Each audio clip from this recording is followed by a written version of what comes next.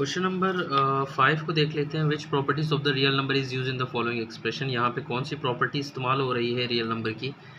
ये देख लें -6 लेस देन 5 और इसका मतलब क्या हो गया, 0 भी लेस देन 11 हो जाएगा।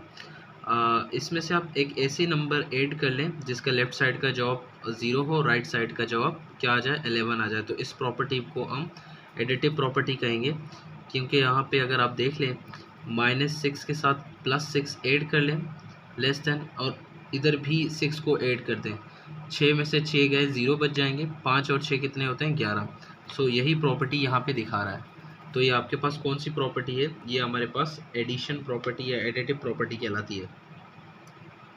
उम्मीद है आप समझ चुके होंगे ये। इसी तरह ये आपके पास मल्टीप्लिकेटिव प्रॉपर्टी है। ये आपके पास मेरे ख्याल से मल्टीप्लिकेटिव प्रॉपर्टी है। ये आप देख सकते हैं यहाँ पे क्या लिखा हुआ है, x + z y + z, दरमियान में इक्वल साइन आ रहा है और this implies that x = y। इसका मतलब ये है कि z को कैंसिल किया गया है और एडिशन चल रही है, तो हम बोलते हैं इसका नाम क्या कहलाता है, इसको बोलते हैं cancellation property with respect to addition. क्योंकि एडिशन की वजह से आप क्या कर रहे हैं, z को कैंसिल कर रहे हैं, आपके पास जो बच रहा है वो आप लिख रहे हैं, इसको x y के फॉर्म में लिख रहे हैं। इसी तरह ये भी देख लें, x = y लिखा हुआ है, यहाँ पे मज़ीद एक चीज़ बढ़ा दी गई है, इसको हम एडिशन कहेंगे कि दोनों तरफ इस चीज़ों को ऐड किया गया है। ये हमारे पास एडिटिव प्रॉपर्टी कहलाती है, क्योंकि आपने चीज़ों को ऐड किया है, एडिटिव लॉ भी कह सकते हैं आप इसको। और यहाँ पे भी देखें, ये cancellation property with respect to multiplication है, x y यहाँ पे मौजूद है, 3 की कमी है, मतलब 3 को दोनों तरफ क्या किया है, कैंसिल आउट किया है। नंबर लाइन आपको कुछ डिजिट्स दिए गए हैं, आपने इनको नंबर लाइन पे रिप्रेजेंट कर देना है। ये पहला वाला मिक्स फ्रैक्शन है, इसको फ्रैक्शन में कन्वर्ट करने का तरीका आप सबको मालूम है शायद। 3 आपका 3 से मल्टीप्लाई हो जाएगा, 3 को 3 से मल्टीप्लाई करेंगे तो आपके पास आएगा 9। ऊपर जो भी वैल्यू मौजूद है उसके साथ हम इसको सम कर देंगे, ऐड कर लेंगे, तो 9 + 2 आपके पास हो जाएंगे 11/3। 11/3 को नंबर लाइन पे कैसे रिप्रेजेंट करेंगे, बहुत आसान तरीका है। देखें, डिनोमिनेटर में जो भी मौजूद होगा उससे उसी के मुताबिक हम यहाँ पे लाइनिंग लगाएंगे। चूँकि नेगेटिव की हमें ज़रूरत नहीं, 0 से शुरू करेंगे। अगर 3 लिखा हुआ है तो 0 और 1 के दरमियान अब 2 लाइनें लगाएंगी।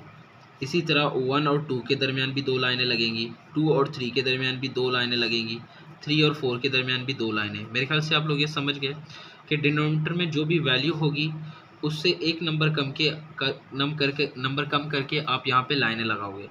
तो 11 लिखा हुआ है, सो 0 को छोड़ के 1 2 3 4 5 6 7 8 9 10 11, तो यहाँ पे आपके पास आ रहा है 11।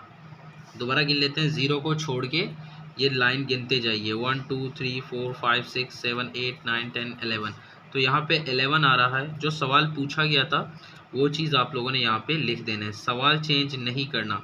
मतलब ये है कि आपको 11/3 यहाँ पे नहीं लिखना, यहाँ पे लिखना है 32/3। मिक्स फ्रैक्शन में पूछा गया है, आपको जवाब भी उसी तरह ही देना है। तो ये इसका हो गया आंसर। ये देख लेते हैं, देखें 5 के नीचे क्या मौजूद है, 2 मौजूद है। तो आप क्या करेंगे, 2 का मतलब क्या है, 0 और 1 के दरमियान आप एक लाइन लगाएंगे, 1/2 के दरमियान भी एक लाइन आएगा, 2 और 3 के दरमियान एक लाइन, 3 और 4 के दरमियान एक लाइन। यहाँ पे देखिए 3 था तो हम 2 लाइन लगा रहे थे, यहाँ पे 2 आ गया तो हम क्या क्या लगाएंगे, एक एक। तो नेगेटिव की हमें ज़रूरत नहीं है, ये वैसे ही लगाए हुए हैं।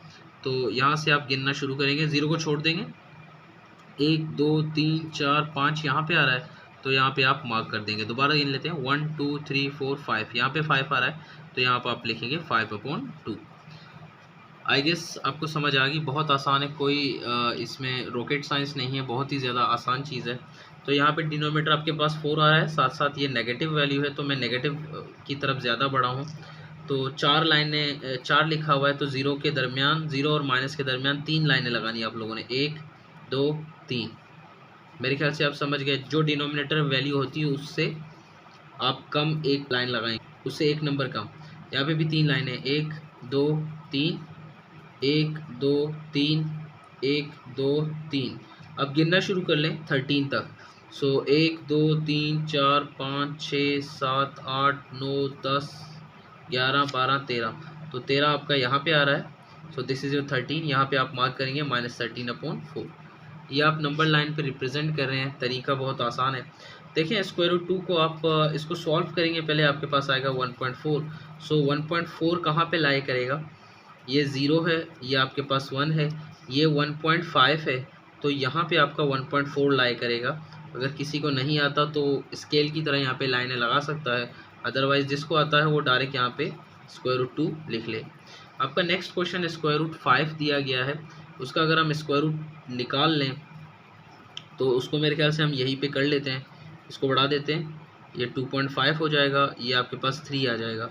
तो स्क्वायर रूट 5 तकरीबन अगर हम देख लें तो ये बराबर होता है 2.3 या 2.2 के। चलो 3 कर लेते हैं, तो यहाँ पे ये हो गया 1, ये हो गया 2, ये हो गया 3। तो इस पॉइंट को हम मार्क करके स्क्वायर रूट 5 की वैल्यू लिख लेते हैं। तो ये सारे सवालात हैं क्वेश्चन नंबर 6 के नंबर लाइन पे रिप्रेजेंट करने का। तो इसको आप अलग करेंगे, जो मैंने यहाँ पे मिला के किया हुआ है। आप कोशिश करें अपनी तरफ से, देखें आपसे ये होता है, ये नहीं होता।